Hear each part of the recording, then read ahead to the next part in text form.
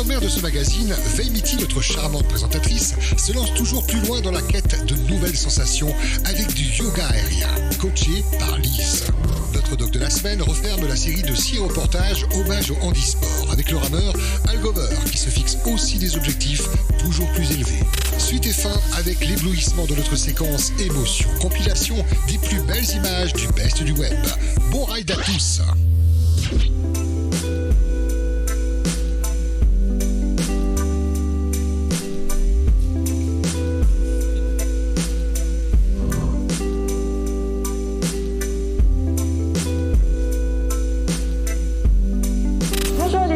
Bonjour Veimiti. Comment ça va? Ça va bien, merci. Alors où est-ce qu'on est aujourd'hui? Aujourd'hui on est chez O Studio, mon studio de bien-être. Merci de m'accueillir ici. Alors je vois plein de rubans suspendus au plafond, ça sert à quoi?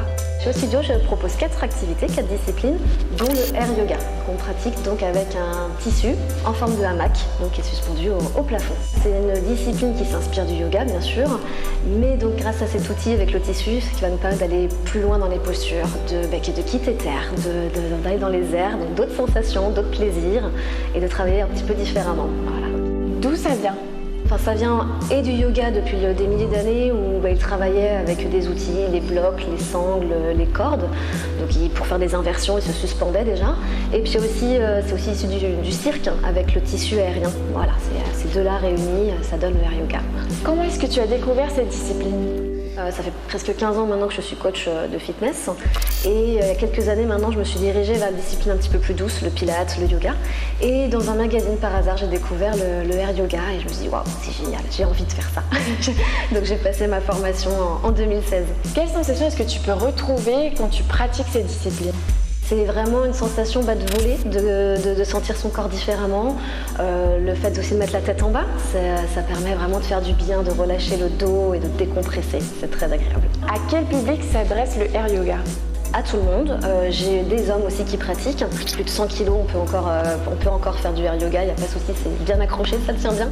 Bien sûr, il y a quand même des contre-indications, des personnes qui font de l'hypertension, qui auraient des soucis d'oreille interne, des grosses migraines, femmes enceintes aussi, forcément, ça va être déconseillé. Mais sinon, après, je veux dire, voilà, tout le monde peut en faire. Ok Veimiti, donc ce que je te propose aujourd'hui, c'est que tu testes, que tu découvres le air yoga, qu'on vole un petit peu ensemble, qu'on s'envole, que je te fasse découvrir ce qu'on peut faire avec ce tissu. Est-ce que ça te tente? Ouais, ça me tente carrément. J'adore déjà le yoga de base, donc ouais, dans les airs, c'est toujours mieux. Super, avec plaisir. C'est parti. Tu vas mettre ta jambe droite à l'intérieur de ton tissu, de ton hamac. On va venir inspirer, monter les bras et puis on va s'incliner en direction du tissu. On va attraper tout le tissu avec les deux mains. Puis en même temps, tu veux ouvrir en direction du plafond. Tu veux tourner les épaules, la poitrine. Je sens que c'est tendu. Ouais, tu sens sur ton flanc droit là, ça tire. Mettre un pied dans le tissu complètement, à plat. On va mettre les mains tout en haut.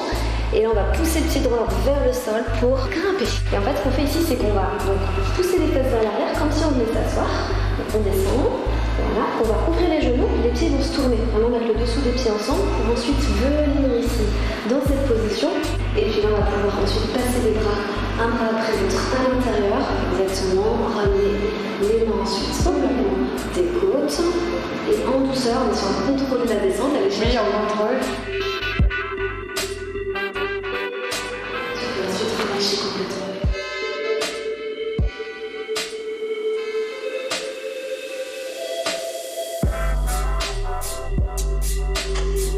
Tu pousses et puis tu viens te glisser dedans. Et tu pousses avec tes talons. Tu pousses pour que le maximum de tissu aille au niveau de tes pieds. Vraiment, il faut qu'au niveau de ton buste, il n'y ait quasiment plus de tissu. Veimiti s'en est très très bien sortie. Elle s'est très bien débrouillée. Elle a l'air d'avoir apprécié. Donc on a passé un très bon moment.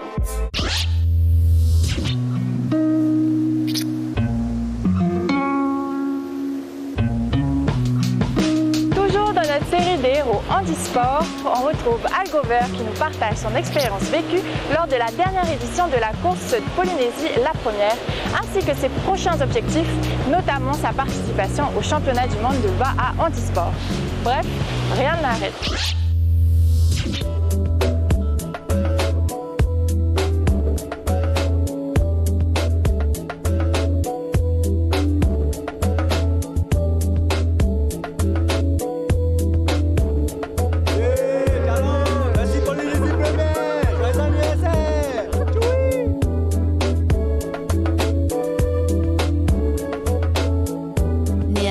information, Al Gower n'a jamais renoncé pour autant à mener une vie à la fois active et sportive. Et s'il s'est mis assez tardivement à la rame, il y a seulement 3 ans, ses performances l'ont déjà amené loin. Intégré cette année au club de valides de Iilani, il a pris part avec eux au marathon Polynésie la première Va'a, tout en préparant de grands rendez-vous internationaux soutenus par la Fédération handisport.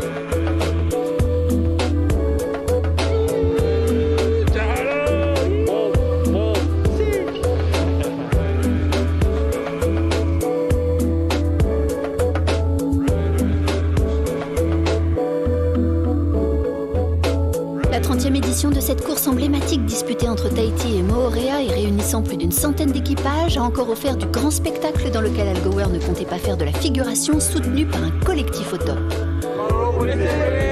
Ce que je ressentais le matin, c'était assez spécial, hein, le fait d'être là-bas sur le plan d'eau à Veirei, de voir tous les copains, le fait de s'échauffer, le fait de se préparer tous ensemble comme ça, c'était vraiment spécial et j'ai beaucoup apprécié. En forme? Ouais, carrément, ouais. Bien dormi? Ouais, bien dormi et ça. Ouais. Un peu stressé ce matin pour le départ? Non, du tout. J'ai hâte. Peut-être un bon stress, peut-être, ouais. Mais ouais, j'ai hâte d'y être. Drapeau rouge, le départ est imminent. Top, c'est donné, top. Whatever.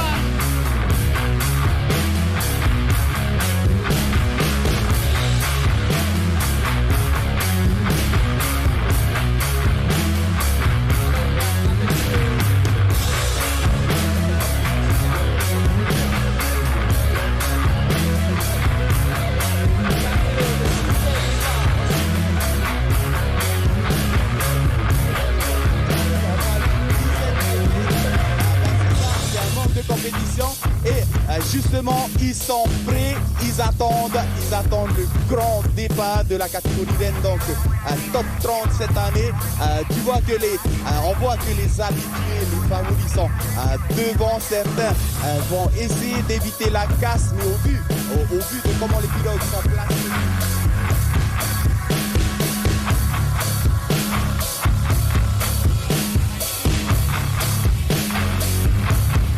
Ça y est, c'est parti. Ça y est, c'est parti, le drapeau vert a été levé.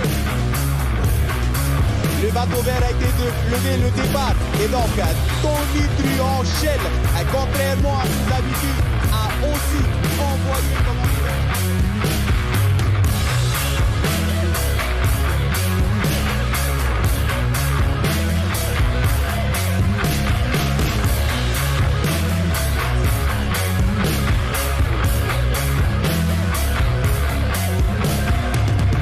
Je vais faire la deuxième partie, c'est-à-dire le retour Moorea-Tahiti, et on m'a dit que c'était un peu la plus difficile. Je sais pas, pour moi je sais pas trop, je ne le connais pas encore.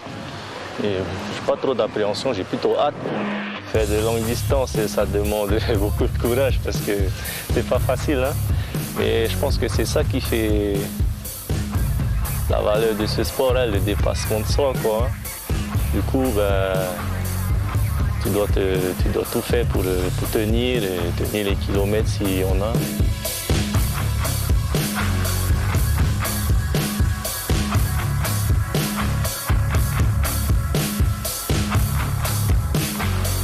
Il y aura 6 remplaçants, mais après ça dépendra de l'état de fraîcheur donc des Kyle Tarofo et compagnie qui risquent de faire l'aller-retour quand même. Le premier du top 30, Shelva, qui va donc franchir la ligne d'arrivée en 1 h 40 pour Shelva.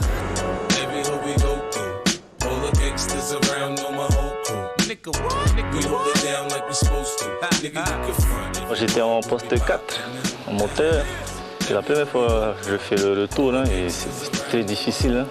Il y avait un peu la route de côté, le vent de côté. Donc moi j'avais peur surtout de chavirer, quoi. Hein. C'était ça l'une de mes plus grandes peurs. 40, nous sommes actuellement à la sortie de la passe, juste devant nous, juste à l'image. l'équipage de Ihilani, je vous le rappelle, en numéro 4, ils ont décidé de faire ramer Handisport. C'est la belle histoire du jour en top 40. Donc, ils s'accrochent, ils sont OK en dernière position, mais quand on voit leur coup de rame, ils n'ont pas laissé tomber, ils n'ont pas abandonné, ils ne sont pas partis sur le principe du « allez, on participe et c'est tout ». Non, ils essaient d'accrocher, on le voit donc à leur visage, ils essaient d'accrocher, ils essaient de faire... Heureusement que je pense que je me suis bien préparé, je m'entraîne tous les jours, du coup j'ai pu tenir le choc, quoi. Et voilà, ça s'est plutôt bien passé, même si c'était difficile. Un peu l'endurance, mais surtout le fait d'essayer de plus se focaliser sur les copains, le Taroué, parce qu'avec la peur de chavirer, c'était difficile. Hein. À vrai dire, on a pris un mauvais départ, on était dernier jusqu'à la passe de Veillari, je me rappelle. Et après, ça s'est bien passé après parce qu'on a pu rattraper plusieurs équipes, quoi.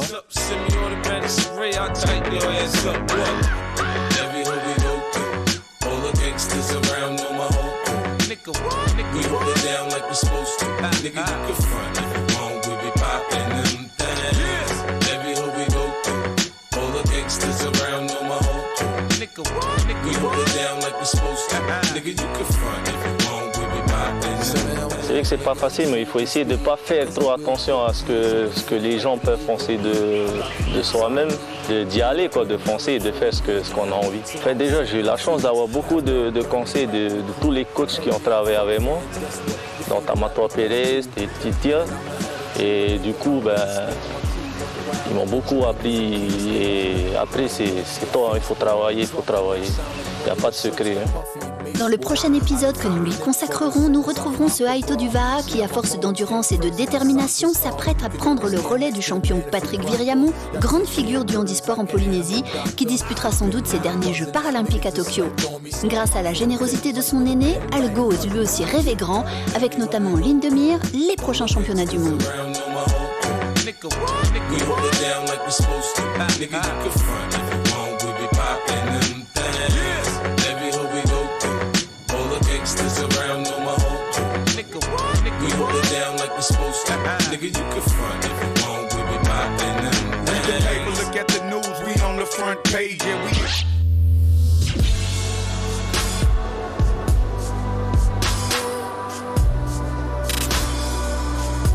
Et tout de suite, c'est Reva pour notre Best du Web.